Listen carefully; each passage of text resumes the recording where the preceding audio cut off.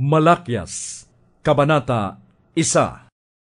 Ang aklat na ito ay naglalaman ng pahayag ni Yahweh tungkol sa Israel sa pamamagitan ni Propeta Malakyas.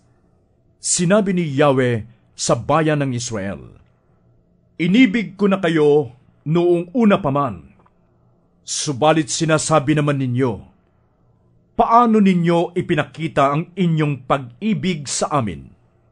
Hindi ba't magkapatid sina Esau at Jacob? Ngunit minahal ko si Jacob at ang kanyang mga salinlahi, at kinamuhian ko naman si Esau. Winasak ko ang kanyang maburol na kabayanan at pinamugaran iyon ng maiilap na hayop. Kung sabihin man ng mga Edomita na mga salinlahi ni Esau, bagaman winasak ang aming bayan, muli namin itong itatayo. Ito naman ang isasagot ni Yahweh na makapangyarihan sa lahat. Itayo man nilang muli iyon, ay muli kong wawasakin hanggang sa tawagin silang masamang bansa at bayang kinapopootan ni Yahweh magpakailanman. Makikita ninyong mangyayari ito at inyong sasabihin, dakila at makapangyarihan si Yahweh kahit sa labas ng bansang Israel." Pinagsabihan ni Yahweh na makapangyarihan sa lahat ang mga paring lumalapastangan sa kanyang pangalan. Pinaparangalan ng anak ang kanyang ama at ng alipin ang kanyang Panginoon. Kung ako ang inyong ama, bakit hindi ninyo ako iginagalang? Kung ako ang inyong Panginoon, bakit hindi ninyo ako pinaparangalan? Nilalapastangan ninyo ako at pagkatapos ay itatanong pa ninyo, sa anong paraan namin kayo nilalapastangan?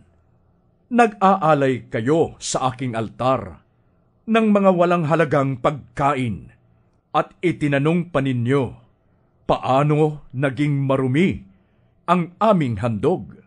Hinahamak ninyo ang aking altar sa tuwing maghahandog kayo sa akin ng mga hayop na bulag, pilay o may sakit.